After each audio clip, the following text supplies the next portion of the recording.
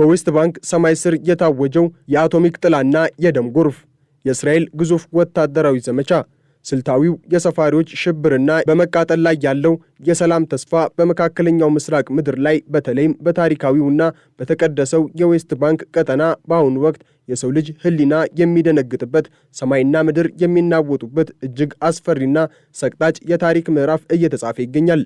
ለብዙ አስርት ዓመታት በጭቆና በወረራና በውጥረት ተከቦ የቆየው ይህ ቀጠና አሁን ወደማይመለስ የታሪክ አዙሪትና ወደ ከፋ የደም መፋሰስ ገደል ውስጥ እየገባ መሆኑን የሚያሳዩ ክስተቶች በየሰከንዱ እየተከሰቱ ነው። የዌስት ባንክ አየር ዛሬ በጥይት ጩኸት፣ በባሩድ ጭስ፣ በሚነዱ መስጊዶች ሽታና በማያቋርጥ የለቅሶ ድምፅ ተሞልቷል።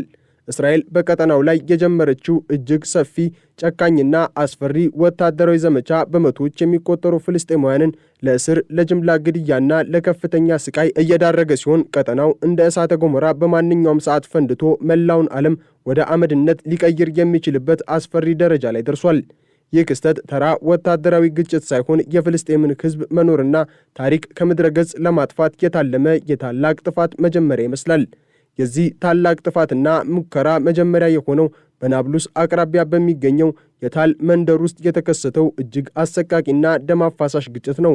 የታጠቁና በጽንፈኝነት የታወሩ እስራኤላውያን ሰፋሪዎች ባልተቀናጀ የእግር ጉዞ ስም ወደ ፍልስጤማውያን መንደር ሰርገው መግባታቸው ቀድሞውኑም በቁጣ ተሞልቶ የነበረውን እሳት ነዳጅ እንደ ማርከፍከፍ ተቆጥሯል። እነዚህ ሰፋሪዎች ወደ መንደሩ የገቡት ለሰላማዊ ጉብኝት ሳይሆን የፍልስጤማውያንን ሰላም ለማንሳትና መሬታቸውን ለመቀማት በታለመ ስልታዊ ወረራ ነው። በመንደር ውስጥ የተቀሰቀሰው ግጭት በአጭር ጊዜ ውስጥ ወደ ደም መፋሰስ ተቀይሮ 4 ፍልስጤማውያንና 2 እስራኤላውያን ሕይወታቸውን አጥተዋል። በኢንተርኔት የተለቀቁትና የዓለምን ሕዝብ ያስቆጡት ቪዲዮዎች እንደሚያሳዩት አንድ ፍልስጤማዊ ወጣት ከእስራኤላዊ ሰፋሪ ጠመንጃውን ቀምቶ ራሱን ለመከላከል ሲሞክር በአቅራቢያው በነበሩ የእስራኤል ወታደሮች በጥይት ዝናብ ተደብድቦ በግፍ ሲገደል ይታያል።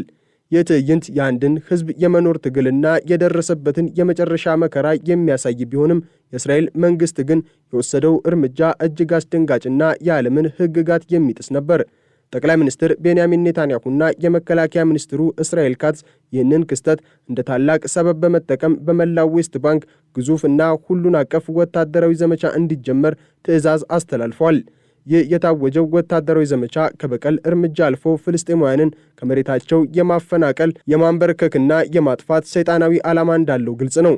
በታል መንደር ውስጥ ብቻ ከ70 በላይ ቤቶች በወታደራዊ ኃይል የተበረበሩ ሲሆን በአንድ ምሽት ከ50 በላይ ፍልስጤማውያን ተገፍትረው ወደማይታወቅ የምርመራ ማዕከል ተወስደዋል። በአጠቃላይ በዌስት ባንክ ውስጥ በየቀኑ የሚታሰሩት ሰዎች ቁጥር በመቶዎች የሚቆጠር ሲሆን ይህ እርምጃ በዓለም አቀፉ ማህበረሰብ ዘንድ የጋራ ቅጣት ተብሎ ተፈርጇል። የፍልስጤማውያን መኖሪያ ቤቶች በቡልዶዘር እየፈረሱ የዘመናት የኑሮ ትዝታ ያላቸው ንብረቶቻቸው በእሳት እየነደዱና ወጣቶቻቸው በሰንሰለት ታስረው እየተወሰዱ ባለበት በዚህ ወቅት በዌስት ባንክ ሰማይ ላይ የታወጀው የጥፋት ደመና እጅግ የገዘፈ ሆኗል። የተባበሩት መንግስታት ልዩ መልእክተኛ ፍራንቼስካ አልባኔዝ ይህንን ድርጊት ፓግሮም ወይንም ስልታዊ የጅምላ ጭፍጨፋ ሲሉ ገልጸውታል። ይህ ቃል በታሪክ ውስጥ አይሁዶች በራሳቸው ላይ ይፈጸምባቸው የነበረውን ጭፍጨፋ ለመግለጽ የሚጠቀሙበት ቢሆንም ዛሬ ግን የእስራኤል መንግስት በሌላ ሕዝብ ላይ እየፈጸመው መሆኑ የታሪክ ትልቁ ምጸት ነው። በተለይም የእስራኤል የቀኝ ዘመም ሚኒስትሮች የሆኑት ቤዛሌል ስሞትሪች እና ኢታማር ቤንግቪር የሚጠቀሙት ቋንቋ የጥፋቱን መጠን እጅግ አስፈሪና ከሰው ልጅ ሕሊና በላይ ያደርገዋል። ስሞትሪች የፍልስጤማውያን መንደሮች ሙሉ በሙሉ መፍረስ እንዳለባቸውና ሕዝቡም ለደህንነቱ ሲባል አካባቢውን ለቆ መውጣት እንዳለበት በይፋ ተናግሯል። ይህ ማለት በሺዎች የሚቆጠሩ ፍልስጤማውያን ለዘመናት ከኖሩበት ደምና አጥንታቸው ካረፈበት መሬት ተነቅለው ስደተኛ እንዲሆኑ የታቀደ ስልታዊ ማጽዳት ዘመቻ ነው። እስራኤል ይህንን ወታደራዊ ዘመቻ ስታካሄድ በሰፋሪዎች የሚፈጸሙ ጥቃቶችን በዝምታ ከመመልከት አልፋ ሰፋሪዎቹን በዘመናዊ ጦር መሳሪያና በወታደራዊ ጥበቃ እያጀበች መሆኑን በርካታ መረጃዎች ያሳያሉ። በፋራታ በኢማቲንና በሌሎችም መንደሮች ላይ ሰፋሪዎች የፍልስጤማውያንን ቤቶች፣ መስጊዶችና መኪኖች በእሳት ሲያጋዩ የእስራኤል ወታደሮች ጥቃቱን ከማስቆም ይልቅ በዙሪያው ቆመው ጥበቃ ሲያደርጉ መታየታቸው መንግስት ለዚህ ታላቅ ጥፋት ዋነኛው ተሳታፊና መሪ መሆኑን ያረጋግጣል። ይህ በዌስት ባንክ የተጀመረው ግዙፍ ወታደራዊ ዘመቻ በጋዛ እየተካሄደ ካለው እጅግ አሰቃቂና የጅምላ ጭፍጨፋ ጦርነት ጋር ተዳምሮ መላውን ፍልስጤም ወደማይቀለበስ ታሪካዊ እልቂት እየመራው ነው። ከጥቅምት 2023 ጀምሮ በዌስት ባንክ ብቻ ከ1100 በላይ ፍልስጤማውያን በግፍ መገደላቸውን ስንመለከት አካባቢው ቀስ በቀስ ወደ ሁለተኛው ጋዛ እየተቀየረ መሆኑን እንረዳለን። እስራኤል ሽብርተኝነትን ለመከላከል በሚል ስያሜ የምታካሄደው ይህ ዘመቻ በትክክል ግን ሰላማዊ ዜጎችን የማሸበር ሕፃናትን የመግደልና መሬታቸውን የመንጠቅ ስልታዊ ስትራቴጂ መሆኑን በርካታ የዓለም ታዛቢዎች ይስማማሉ። የሰፋሪዎች ሽብር በባዶ ቦታ የሚፈጠር ሳይሆን በመንግስት የሚደገፍ የአሜሪካ ዶላር የሚታጠቅና በፖለቲካዊ መሪዎች የሚወደስ አደገኛ የጥፋት መሳሪያ ነው። ሰፋሪዎች በመንደሮች ግንብ ላይ በቀል የሚል ጽሑፍ ሲያሰፍሩና መስጊዶችን በእሳት ሲያቃጥሉ የእስራኤል መንግስት የሰላምን በር ዘግቶ የሲኦል ደጅ የከፈተ ይመስላል። በትላንትናው ዕለት በቴል አቪቭ የተካሄደው ተቃውሞ በእስራኤል ውስጥም ቢሆን ይህንን የጥፋት ጉዞና የሰፋሪዎችን አውሬነት የሚቃወሙ ጥቂት የህሊና ወገኖች እንዳሉም አሳይቷል። ይሁን እንጂ የእስራኤል ፖሊስ 9 ሰላማዊ ተቃዋሚዎችን በማሰር የወሰደው እርምጃ የኔታንያሁ መንግስት ማንኛውንም አይነት ተቃውሞ ድምፅ በኃይል ለመጨፍለቅ መወሰኑን ያሳያል። ፖሊስ ከህግ አስከባሪነት ወደ ፖለቲካዊ ሚሊሻነት ተቀይሯል የሚለው ትችት የእስራኤል ዲሞክራሲ ጭንብል ተገፎ አምባገነናዊና ፋሽስታዊ ገጽታው መውጣቱን የሚያሳይ ነው። በዌስት ባንክ የሚፈጸመው ግፍና እልቂት እስራኤልን በዓለም አቀፍ ደረጃ ወደ ተገለለች ሀገርነት እየቀየራት ነው። ይሁን እንጂ የኔታንያሁ መንግስት ለዓለም አቀፍ ህግጋትም ቢሆን ለሰብአዊነት ደንቦች ደንታ የሌለው መሆኑን ቀውሱን ወደማይጠበቅ ዓለም አቀፍ ግጭት ሊገፋው ይችላል። የተባበሩት መንግስታት ድርጅትና ሌሎች ዓለም አቀፍ ተቋማት ይህንን ጥፋት ለማስቆም አስቸኳይና ወሳኝ እርምጃ እንዲወሰድ ቢጥሩም በተግባር ግን በእስራኤል ላይ የሚደረገው ተጽዕኖ እጅግ ደካማና ፍሬ አልባ ነው። ፍልስጤማውያን በመንደሮቻቸው ውስጥ ታግተው በየቀኑ በጥይት እየተደበደቡ በወታደር ጫማ እየተረገጡና በሰፋሪዎች እሳት እየተቃጠሉ ባለበት በዚህ ወቅት ዓለም አቀፉ ማህበረሰብ በዝምታ መመልከቱ የታሪካችን ትልቁ ጠባሳ ተደርጎ ይወሰዳል። የእስራኤል ወታደራዊ ዘመቻ ወደፊት በሄደ ቁጥር የደም መፋሰሱ መጠን ይጨምራል፣ የመቃብሮች ብዛት ይበዛል፣ የቀጠናው ሰላምም ለዘላለም ይርቃል። አሁን ዌስት ባንክ ያለችው በማንኛውም ሰዓት ሊፈነዳ በሚችል የአቶሚክ ፈንጂ ላይ ተቀምጣ ነው። ፈንጂው ከፈነዳ ግን የሚተርፍ ማንም አይኖርም። በታል መንደር ውስጥ የተገደሉት 4ቱ የፍልስጤም ወጣቶች የቀብር ስነ ስርዓት በጨለማ በለቅሶና በታፈነ ቁጣ የታጀበ ነበር። እስራኤል ቀብሩ በቀን እንዳይከናወን መከልከሏ የሕያዋኑን መብት ብቻ ሳይሆን የሙታኑንም ክብር ለመድፈር ያላትን ፍላጎትም አሳይቷል። ቤተሰቦቻቸውን ያጡና ልጆቻቸውን የተነጠቁ ፍልስጤማውያን ዛሬ በሐዘንና በበቀል ተሞልተዋል። ይህ ቁጣ ደግሞ ወደፊት ወደማይመለስ ተቃውሞና ወደ ሶስተኛው ኢንቲፋዳ ወይንም ተቃውሞ ሊያመራ እንደሚችል ግልጽ ነው። እስራኤል የምታካሄደው ወታደራዊ እርምጃ ሰላምን ሳይሆን ጥላቻን፣ በቀልንና ዘላለማዊ ጦርነትን እየዘራች ነው። በዌስት ባንክ ሰማይ ላይ የታወጀው የጥፋት ደመናም መጨረሻው የሰላም ስምምነት ሳይሆን ታላቅ የቀጠናው ጦርነት መጀመሪያ ሊሆን እንደሚችል የፖለቲካ ታዛቢዎች በከፍተኛ ስጋት እየገለጹ ይገኛሉ። በዌስት ባንክ እየታየ ያለው ግፍና መከራ በታቀደና በተቀናጀ መንገድ የሚመራ የመሬት ወረራ ስትራቴጂ አካል መሆኑን የሚያሳዩ በርካታ መረጃዎች እየወጡ ነው። የታጠቁ ሰፋሪዎች በእግር ጉዞ ስም ወደ ፍልስጤማውያን መንደር ሰርገው መግባታቸው በአጋጣሚ የተከሰተ ክስተት ሳይሆን ፍልስጤማውያንን ለማስቆጣትና ግጭት ለመቀስቀስ ሆነ ተብሎ የተደረገ የፖለቲካ ሴራ ነው። ይህ ሴራ ደግሞ የእስራኤልን ጦር ወደ መንደሮቹን ለማስገባትና ሰፊ እስርና ግድያ ለመፈጸም እንደ ሽፋን አገልግሏል። በታል መንደር የተከሰተው ደም መፋሰስ ለእስራኤል መንግስት ወርቃማ ዕድል ሆኖለታል። ይህንን ክስተት በመጠቀም ኔታንያሁና የቀኝ ዘመም ሚኒስትሮቻቸው የዌስት ባንክን መሬት በይፋ ለመጠቅለልና ፍልስጤማውያንን ለማፈናቀል የሚያስችላቸውን የመጨረሻ ዘመቻ በይፋ አውጇል።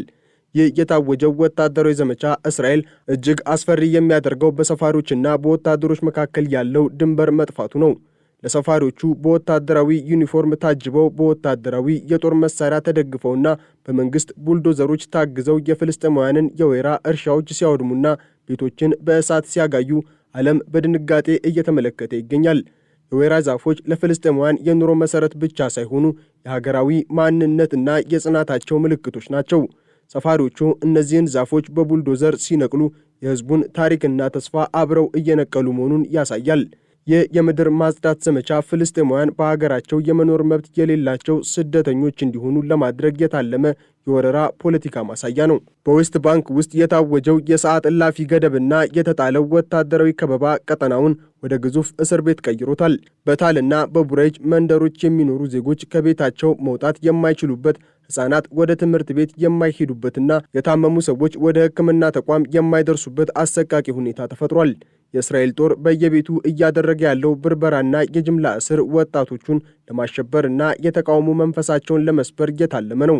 እስረኞቹ ዓይናቸው ታስሮና እጃቸው በሰንሰለት ተቆልፎ ወደማይታወቅ ስፍራ ሲወሰዱ የሚያሳዩ ምስሎች በ21ኛው ክፍለ ዘመን እየተፈጸመ ያለውን የሰብአዊ መብት ጥሰት ቁልጭ አድርገው ያሳያሉ። ይህ የግፍ ጽዋ ሞልቶ መፍሰሱ ደግሞ መላውን ፍልስጤማውያን ወደ ታላቅና የማይገታ ህዝባዊ አመፅ ሊገፋቸው ይችላል። የቀኝ ዘመሙ ሚኒስትር ቤዛሌል ስሞትሪች ያቀረቡት መንደሮችን የማጽዳት ጥሪ የዌስት ባንክን ቀውስ ወደ አዲስና አደገኛ ምዕራፍ አሸጋግሮታል። ይህ ጥሪ በቀጥታ የዘር ማጥፋትና የዘር ማጽዳት ምልክት ተደርጎ ሊወሰድ ይችላል። አንድ የመንግስት ባለስልጣን በይፋ ሰላማዊ ዜጎች የሚኖሩባቸውን መንደሮች እንዲደመስሱ መጠየቁ የእስራኤል መንግስት የሞራልና የህግ ልጓም እንደሌለው ያረጋግጣል። ይህ አደገኛ ንግግር በሰፋሪዎቹ ዘንድ እንደ አረንጓዴ መብራት ተወስዶ በየመንደሮቹ ላይ የሚፈጸመውን ጥቃት አባብሶታል። በፋራታ መንደር ሰፋሪዎች በቤቶች ግንብ ላይ በቀል የሚል ጽሑፍ ሲጽፉ ይህ በቀል የሚፈጸመው በሕፃናት በሴቶችና በአረጋውያን ላይ መሆኑን ዓለም ሊረዳው ይገባል። በቴል አቪቭ የተካሄደው ተቃውሞና የፖሊስ የኃይል እርምጃም በእስራኤል የውስጥ ፖለቲካ ላይ የተፈጠረውን ታላቅ ስንጥቅ ያሳያል። የእስራኤል ፖሊስ ሰላማዊ ተቃዋሚዎችን በማሰርና በኃይል በመበተን የወሰደው እርምጃ ኔታንያሁ የሀገሪቱን የሕግ አስከባሪ ተቋማት ለግል የፖለቲካ ፍላጎቶቻቸው መጠቀሚያ ማድረጋቸውን ያሳያል። ማዘርስ አጌንስት ቫዮለንስ የተባለው ቡድን እንዳመለከተው ፖሊስ ለሰፋሪዎቹ ሽብር ጥበቃ እያደረገ ሰላማዊ ዜጎችን ግን እያጠቃ ይገኛል። ይህ ሁኔታ እስራኤልን ወደ ውስጣዊ የእርስ በርስ ግጭት ሊያመራት የሚችል ሲሆን የቀኝ ዘመሙ ኃይል በአሁኑ ወቅት የአገሪቱን ዕጣ ፈንታ ወደ ጥፋት እየመራው መሆኑን ታዛቢዎች ያስጠነቅቃሉ። ዓለም አቀፉ ማህበረሰብ በተለይም አሜሪካና የአውሮፓ ሀገራት ለዚህ ቀውስ የሚሰጡት ምላሽ እጅግ ደካማ መሆኑ ፍልስጤማውያንን ለበለጠ ጥቃት አጋልጧል። የተባበሩት መንግስታት ድርጅት አስቸኳይ እርምጃ እንዲወሰድ ቢጠይቅም በተግባር ግን እስራኤልን የሚያስቆም ምንም አይነት ማዕቀብም ወይንም ተጽዕኖ አልታየም። ይህ የዓለም ዝምታ እስራኤል በዌስት ባንክ የምታካሄደውን የደም ዝናብ እንድትቀጥል የሞራል ድጋፍ ሆኖላታል። ፍራንቼስካ አልባኒዝ እንዳሉት በእስራኤል ላይ የጦር መሳሪያ ማዕቀብና የንግድ እገዳ ካልተጣለ በስተቀር በዌስት ባንክ የሚፈጸመው ፓግሮም ሊቆም አይችልም። የንጹሐን ደም በየቀኑ በዌስት ባንክ ጎዳናዎች ላይ እየፈሰሰ ዓለም በዲፕሎማሲያዊ ቃላት ብቻ መወሰኑ ታሪካዊ ክህደት ነው። የዌስት ባንክ ቀውስ በጂኦፖለቲካዊ ደረጃም ታላላቅ ተጽዕኖ አለው። ይህ ግጭት በጋዛ ካለው ጦርነት ጋር ተዳምሮ መላውን መካከለኛው ምስራቅ ወደ ታላቅ የቀጠናዊ ጦርነት ሊከተውም ይችላል። ፍልስጤም አስተዳደር አቅም ማጣትና እስራኤል በወታደራዊ ኃይል ብቻ ለመወሰን መነሳቷ የቀጠናውን ሰላም አደጋ ላይ ጥሎታል። ሳውዲ አረቢያና ሌሎች የአረብ ሀገራት ከእስራኤል ጋር ሊመሰረቱት ያሰቡት ግንኙነት አሁን ባለው የዌስት ባንክ እልቂት ምክንያት ሙሉ በሙሉ ሊሰረዝ ይችላል። ይህ ደግሞ እስራኤልን በቀጠናው ይበልጥ የተገለለች ሀገር እንድትሆን ያደርጋታል። በዌስት ባንክ ሰማይ ላይ የታወጀው የጥፋት ደመና በመጨረሻው የሰላም ውል ሳይሆን ምናልባትም የምጽአት ቀን መጀመሪያ ሊሆን እንደሚችል ታዛቢዎች በከፍተኛ ድንጋጤ እየተነበዩ ነው። በታል መንደር የተገደሉት ፍልስጤማውያን የቀብር ስነ ስርዓት በጨለማ መጠናቀቁ የፍልስጤምን የወደፊት ተስፋ ጨለማ መሆን የሚያሳይ ምሳሌያዊ ክስተት ነው። በእያንዳንዱ ፍልስጤማዊ ልብ ውስጥ ዛሬ የሚነደው ቁጣና ሐዘን ወደፊት ወደማይመለስ ተቃውሞ እንደሚቀየር ጥርጥር የለውም። እስራኤል በወታደራዊ ኃይል መሬትን ልትቆጣጠር ትችላለች። የሕዝብን የነጻነት መንፈስ ግን ልትገተው አትችልም። ይህ በዌስት ባንክ የተከፈተው ግዙፍ ወታደራዊ ዘመቻና የሰፋሪዎች ስልታዊ ሽብር የሰው ልጅ ታሪክ ከፈጸማቸው ታላላቅ ግፎች አንዱ ሆኖም